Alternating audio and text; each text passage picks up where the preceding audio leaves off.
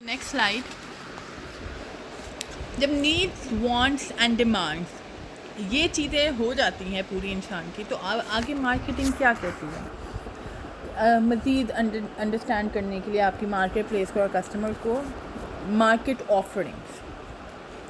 Offerings is basically क्या, combination है product, service और इंफॉर्मेशन का, या ऐसे ही आपने एक्सपीरियंसेस देने हैं, उनको ऑफ़र करने अपने कस्टमर को, ताकि वो सेटिस्फाई कर सकें अपनी needs and wants.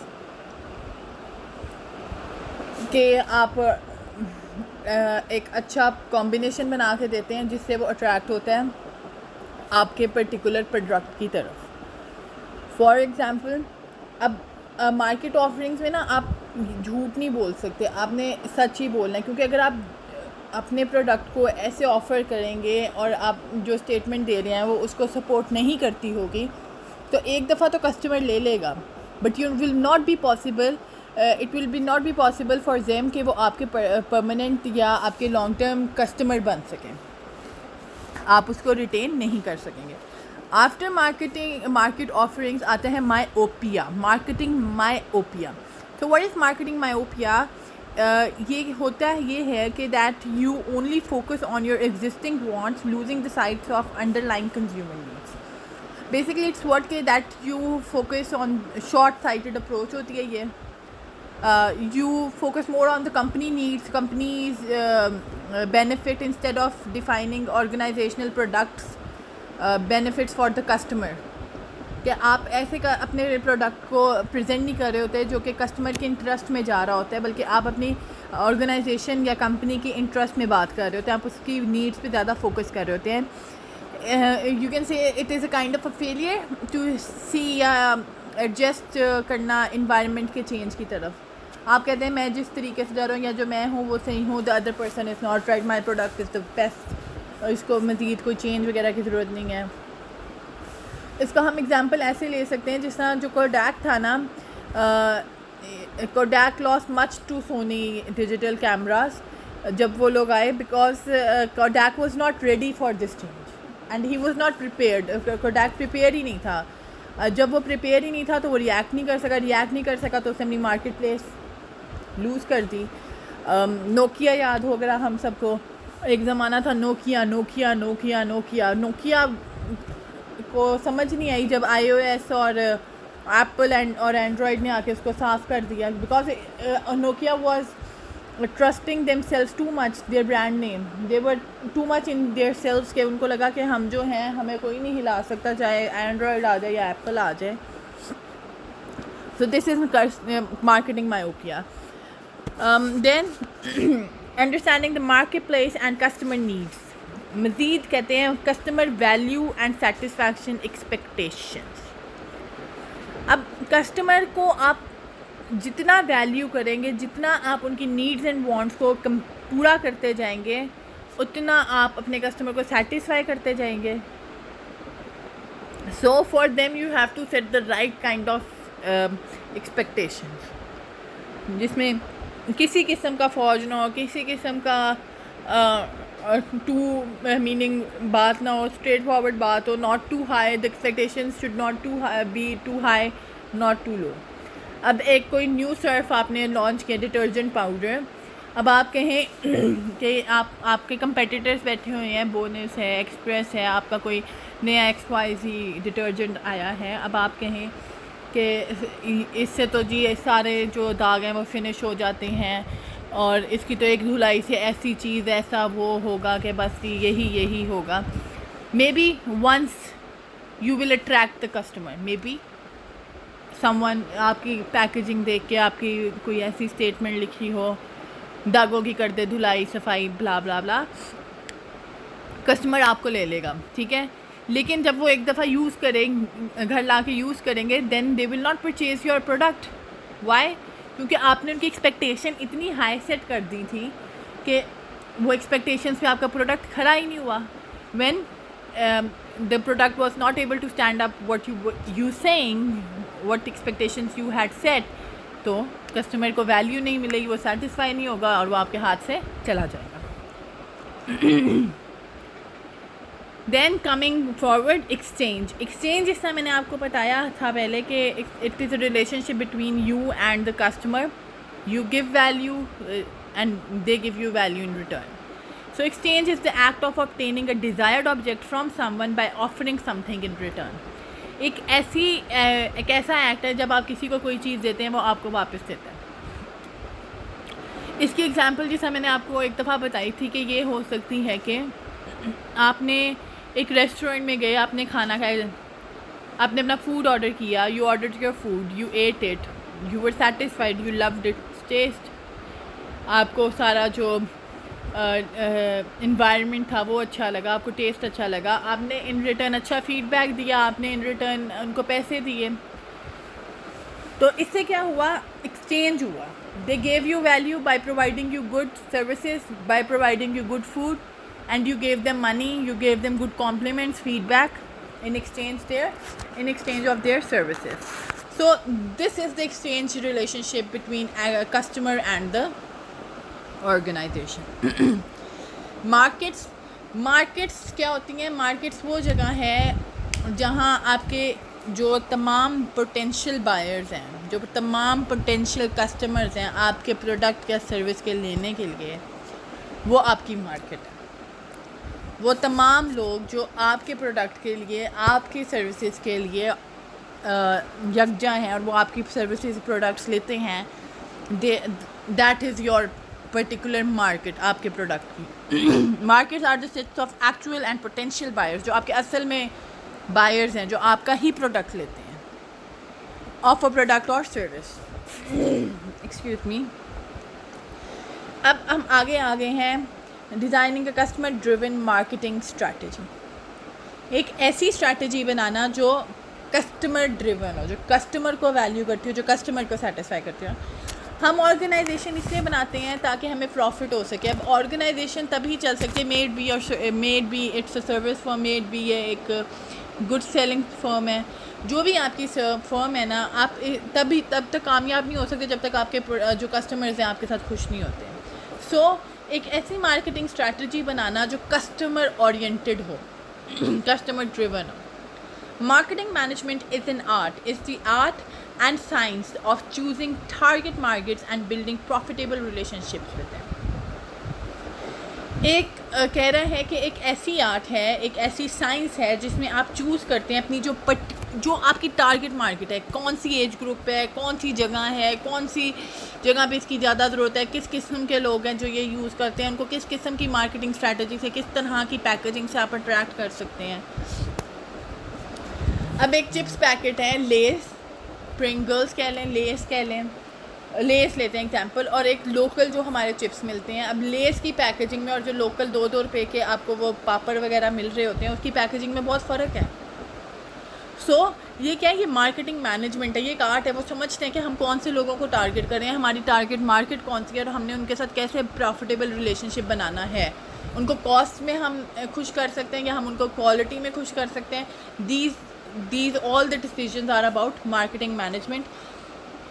Like questions arise in marketing management, what customers will we serve? हम कौन से customers को serve करेंगे? How can we best serve these customers? अब जब हमने ये सोच लिया हमने कौन से customers को serve करना है, उसके बाद ये बात आ जाती है जी हम कैसे इन customers को बेहतरीन तरीके से serve कर सकते हैं। So for selecting customers to serve, we have to see further two things: market segmentation, जो कि हम last semester में हम ये पढ़ चुके हैं, and target marketing. So what is market segmentation? आप लोगों को याद होगा market segmentation एक ऐसी एक्टिविटी होती है, an activity of dividing broader consumer or business market into subgroups with some type of shared characteristics. सो आप क्या करते हैं, आपके जो कस्टमर्स होते हैं, कंज्यूमर्स होते हैं, मार्केट होती है, उसको आप सब ग्रुप्स में डिवाइड कर देते हैं किस बेसिस पे, on some shared characteristics, refers to dividing the market into segments of customers. इसके आगे हमने पढ़ा था कि इसकी 4 होती हैं टाइप्स। जियोग्राफिक क्या होती है, एरिया, कंट्री, रीजन, इस बेसिस पे आप मार्केट सेगमेंट कर सकते हैं। डेमोग्राफिक, एज, जेंडर, इनकम, कौन सी एज ग्रुप है, मेल है, फीमेल है, इनकम ग्रुप किस इनकम ग्रुप पे फॉल करती है। साइकोलॉजिकल, इसमें आ जाती हैं वैल्यूज़ क्या हैं, जिस बंदे को आपका जो कस्टमर है उनकी वैल्यूज़ क्या हैं, उनके एक्टिविटीज़ क्या हैं, उनके एटीट्यूड्स क्या हैं, बिहेवियरल के परचेज़ पैटर्न कौन सा है, यूजेज क्या है उनकी प्रोडक्ट के हवाले से। These are all market segmentations. Then target market, ये हमारी बेसिकली होता है refers to with segment to go after. आपने सेगमेंटेशन कर ली कि आपने क्या, आपकी मार्केट है, कौन सी जियोग्राफिकली कौन सा एरिया है, कौन सी प्लेस है, कौन से वो लोग हैं जिन्होंने आपके प्रोडक्ट में या आपकी सर्विस में इंटरेस्टेड है। उसके बाद क्या होता है, द मार्केट यू एम, जो आपकी एम्ड मार्केट होती है ना, वो होती है टारगेट मार्केट। ये एक स्पेसिफिक ग्रुप होता है जो जिसको आप रीच करना चाहते हैं, जो आप चाह रहे होते हैं कि हमारा प्रोडक्ट इनकी रेंज में हो। ये होती है टारगेट मार्केटिंग, जो बेसिकली हम जिस एम कर रहे होते हैं, हमारे जो प्रोडक्ट होते हैं जिनके लिए। अब आगे आ जाती है डी मार्केटिंग। डी मार्केटिंग क्या होता है, is marketing to reduce demand temporarily और permanently. The aim is not to destroy demand but to reduce और शिफ्ट। अब भाई डी मार्केटिंग के नाम से समझ आ रही है कि हम डी कर रहे हैं, हम उसको कम कर रहे हैं, हम उसको कोशिश कर रहे हैं कि टेम्परेरीली या परमानेंटली हम अपनी डिमांड कम कर रहे हैं। अब सैनिटाइज़र्स हैं, अचानक से इतनी इनकी डिमांड ही नहीं थी, एकदम इतनी डिमांड होगी। जब डिमांड होगी तो सप्लाई भी तो चाहिए ना, प्रोडक्शन भी चाहिए। अब जब सप्लाई और प्रोडक्शन नहीं होगी तो फिर क्या होगा, चीज़ अवेलेबल ही नहीं होगी, बस डिमांड होगी। जिस ना टाटा नैनो थी, इंडिया की कार है, उसकी ना डिमांड बहुत हो गई थी, इतनी डिमांड इंक्रीज़ हो गई थी कि उन्होंने क्या किया, उन्होंने अपनी मार्केटिंग दूसरे प्रोडक्ट्स की तरफ शिफ्ट कर दी ताकि उसकी डिमांड बिल्कुल ख़त्म हो जाए। क्यों ख़त्म हो जाए, क्योंकि फॉर पर्टिकुलर टाइम या कुछ अरसे के लिए इसलिए ख़त्म हो जाए क्योंकि उनके पास प्रोडक्शन सप्लाई नहीं है। तो जब सप्लाई नहीं होगी तो वो अपनी कस्टमर की डिमांड पूरी नहीं करेंगे तो कस्टमर आपके हाथ से जा सकता है। तो उन्होंने क्या किया, उनकी शिफ्ट करना स्टार्ट कर दी। तो this is D marketing. Usually D marketing तब होती है जब डिमांड आउटवे कर जाती है आपकी सप्लाई को।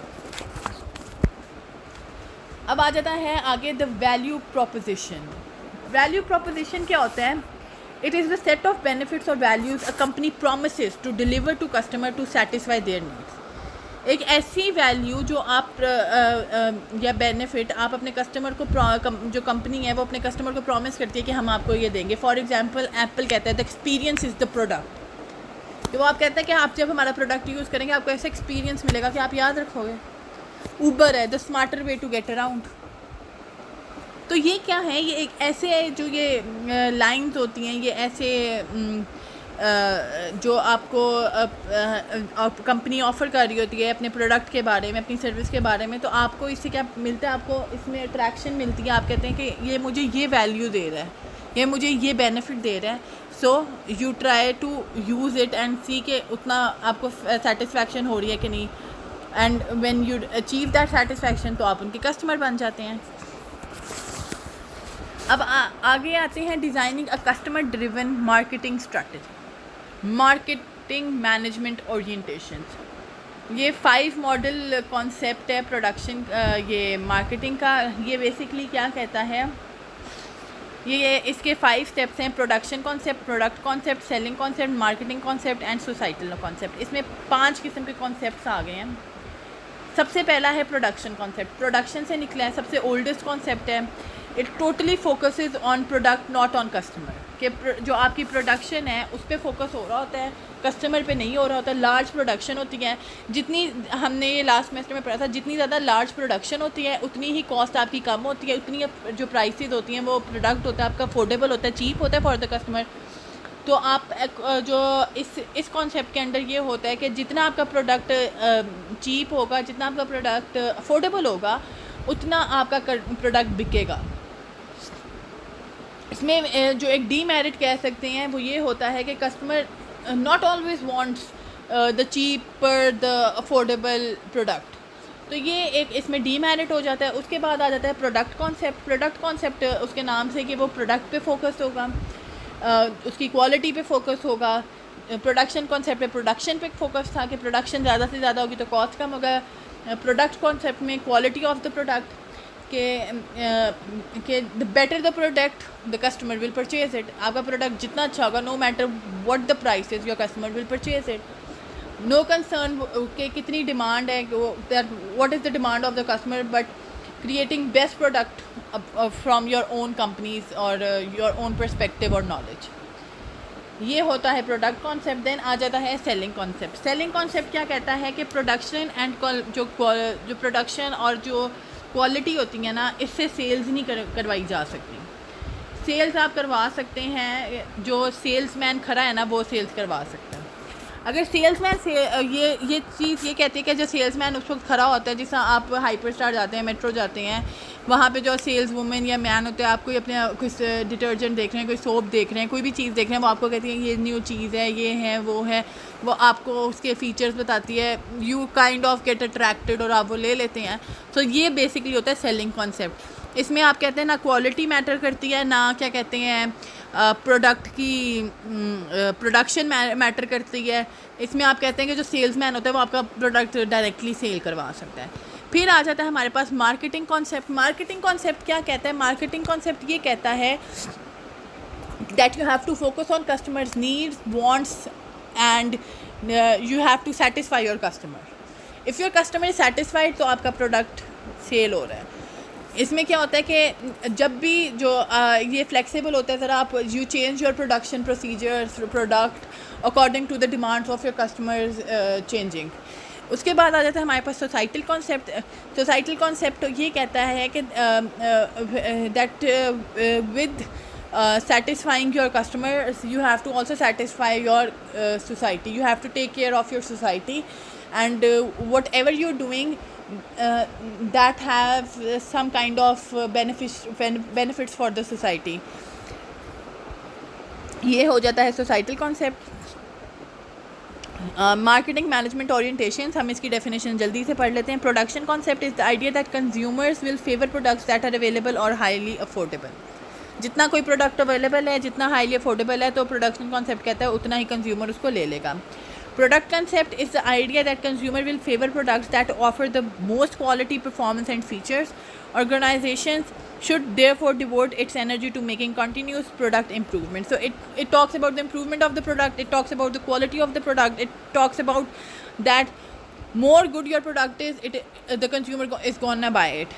Then we're coming to the selling concept. Selling concept is the idea that consumer will not buy enough of the firm's products unless it undertakes a large scale selling and promotion effort. जब तक आप उसकी promotion और selling अच्छी नहीं होगी, तब तक आपका वो प्रोडक्ट उस लेवल तक नहीं बिकेगा और ना कंज्यूमर खरीदेगा.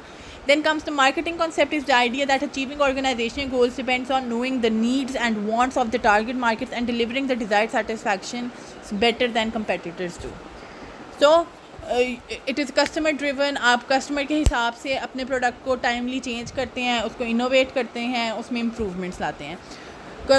Societal marketing concept is the idea that a company should make good marketing decisions by considering consumer wants, the company's requirements, consumers' long-term interests, and society's long-run interest.